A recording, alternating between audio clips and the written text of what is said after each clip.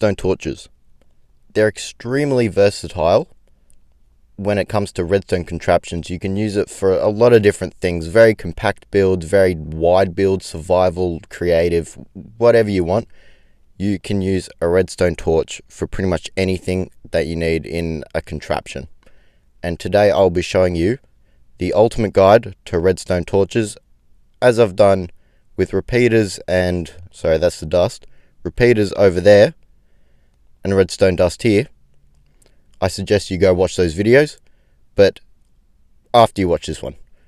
And if you like it, subscribe. If you learn something, give it a like or a comment. And if you knew everything, well then, well done to you. You're obviously pretty decent at redstone.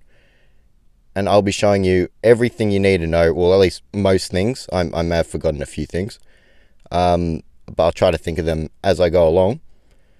Pretty much 95% of what you want to know about redstone torches.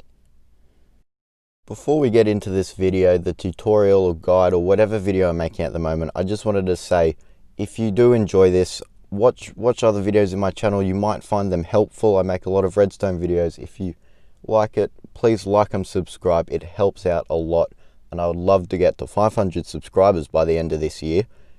And that's pretty much all. Just enjoy the video. So when it comes to redstone torches, they give off a 15 block strength signal for redstone. So if we flick this on, this will go 15 blocks, and on the 16th, the redstone will cut off like switches or any other pressure plate, button, whatever you want. And they also power up directionally like that.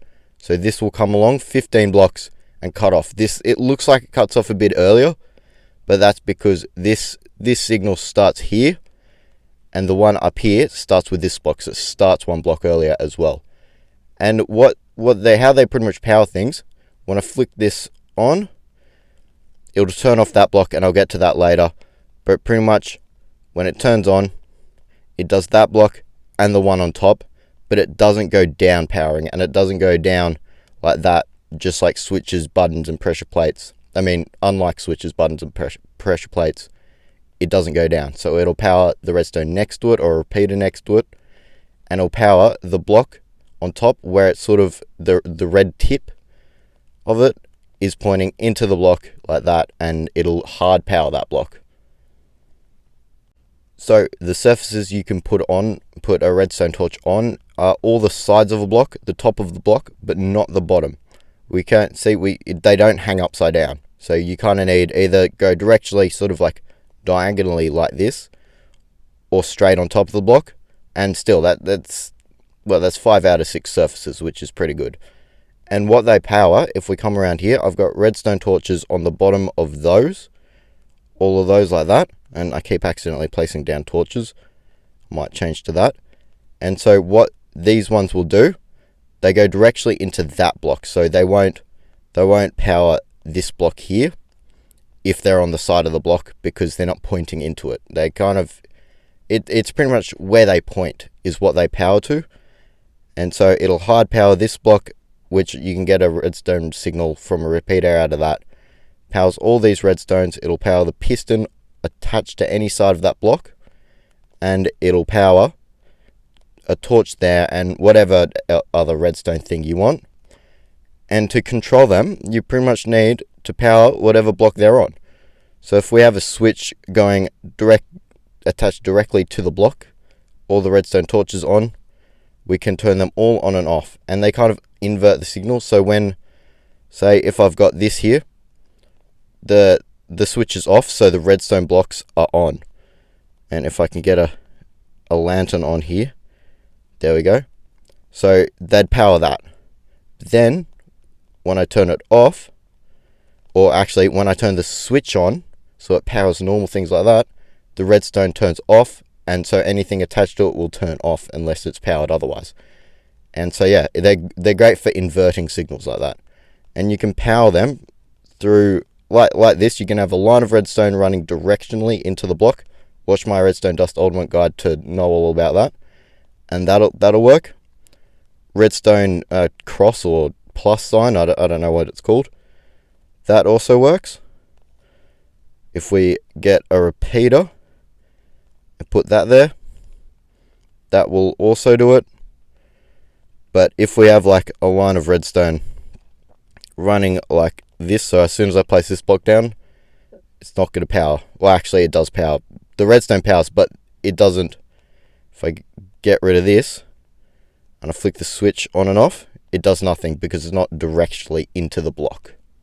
Another example on how to control them is have a redstone line on top of the block the redstone's on. So if it was next to the block like this, if I can get it, if we just build this up like that and have it come along there and not connect to that one, this won't power the block. So see how the redstone's on the side of the block, the block that the torch is on, that one doesn't power, but all the rest do because they're on top of the block. And what you can do is have a sort of chain that's going up like this.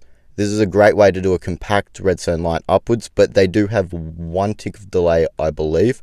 So if we flick this off, I think, yeah, no, sorry, on, the light will turn on. And then if I can do it quick enough, flick it on. See how for every torch there's 1 tick of delay, so there should be like 7 or 8 ticks, I guess, which is a 1/7 of a second. And yeah, but to make it sort of that's like the fast way to do it. You can have it crisscrossing like that, which is another way, and this does have its benefits. So if we turn that on, they go up, and you see the line turn off as it goes up. There we go. But what you can't do is, if we come over here, that won't work, because you turn that one on, this line will go up, but that's about it. It won't control that line next to it. As I was saying, it's directional, and where this one powers that block, but that block isn't connected, that torch isn't connected to that block at all. It's connected to that one, so only this one will turn off. So it does go up in a chain, but it won't do anything for this. But what you can do, which is pretty cool, have super compact lines that go straight up like this, right next to each other.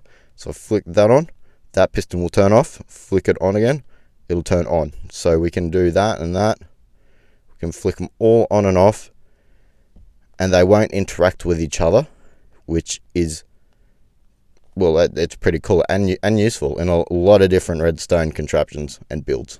What we have here is a redstone burnout clock, or a torch burnout clock, so it powers that block, which powers that, which will turn it off like that, which will turn that off, and it'll go round and round, but it doesn't go on forever.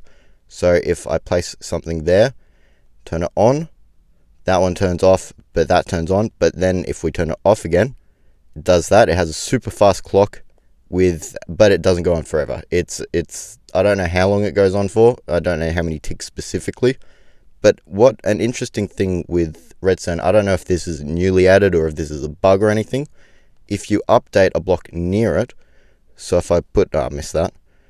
If I delete that and then put it back there, it'll activate it. I'm not flicking any switch, I'm not doing anything.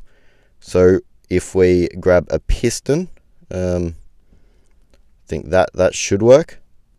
And then, yep, there we go. See, there's no interaction at all. That switch won't be powering the piston. I mean, it will be powering the piston, but won't be powering that block. And just to prove it, I'll get rid of that. There's no connection whatsoever in terms of redstone, but it still updates like that. And then if we turn it on again, updates, which is, it's a pretty cool feature, and I want to explore it more in another video, but not today. How you can get a signal from redstone torches, so they're all off because the switch is on, the inverted signal like before. You can get a signal from one block like that. If we have something there, you can't put redstone or anything there because it's being taken up by the torch. But if we turn these all on, that repeater is going to go, that torch is going to go like that repeater, that redstone dust is going to go because it can get power from above, and this doesn't go because it's directional. There's nothing, you can't power a repeater from above, you can only power it from that block here, and it is getting power because of that redstone cross. So yeah, that's pretty interesting. You can also, if we turn that off, get signals from the side of the redstone torches. So these two will turn on like that, and these repeaters will turn on. You can also grab a signal for dust, or you can grab a signal for a repeater like that. But yeah, you can power it from, you can power dust from above, or the dust should be below, and repeaters and dust from side to side, and that's the same for comparators. Well, the same rules for repeaters apply to comparators. Another interesting feature that is on Bedrock, I don't know if it's on Java, but it's definitely on Bedrock. If you put a torch on a piston, sticky or normal piston, it doesn't really matter which one, however the piston is powered, the redstone torches will turn on and off. Regardless, they don't need to be hard powered. It doesn't even need to be running into it, because pistons are half blocks, so technically you can't actually hard power them. So if we turn that torch off, torch on, sorry, the piston will be powered, so all the torches actually turn off, which is interesting. And if we have the same for, if we get rid of that, if we have the same along here, and we do that, because that isn't actually a piston, none of the torches do anything, because there's technically no connection between the two, which is really interesting and really useful. So if we do this, same thing applies. It's being powered for whatever reason, and all the torches turn off, which is pretty cool. But if we do this, the torch does nothing. Not on neither side of the torches will go, regardless of whether it's next to it or not. But as I said before, this one does. It's not doing it now because that torch is powering it. But yeah, that is really useful. So if we come along here, get rid of that block because that was powering that piston. It's really useful because redstone actually directly goes into pistons like that. So you can have torches on either side all be powered on and off like that with redstone coming along here, which is not the case for this. If we have a switch here, turn it on and off, nothing happens with the redstone torches, regardless of what side we put the thingy on, the torch on. Nothing's going to be on and off. Well, actually, they're going to be on, but they're not going to turn off. And remember the burnout clock I showed you before?